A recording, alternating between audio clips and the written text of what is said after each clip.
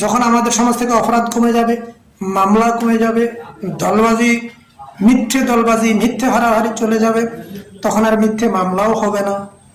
কোনো পুলিশও মিথ্যে হয়রানি করে তোমার গ্রাম থেকে কোনো আসামি নিতে পারবে না। মিথ্যে হয়রানি দিয়ে কোনো আসামি নিতে পারবে না যদি গ্রামবাসী ঐক্যবদ্ধ থাকে। আমার উপযুক্ত গ্রামের অপরাধ প্রমাণ দিতে পারলে সে আসামি নিতে পারবে।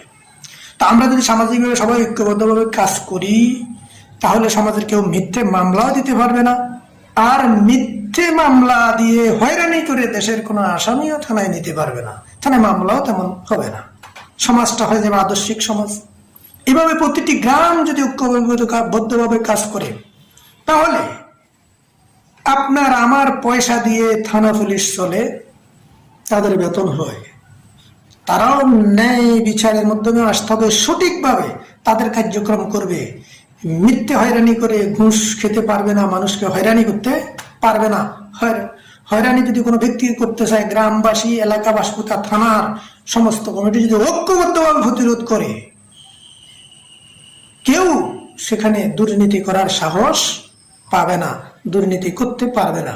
সুতরাং দেখতে হবে সর্বমূলে আমাদের দুর্বলতা বা আমাদের অনীহা, আমাদের অবহেলার কারণে আজকে সমাজে অশান্তি বা উশৃঙ্খলতা।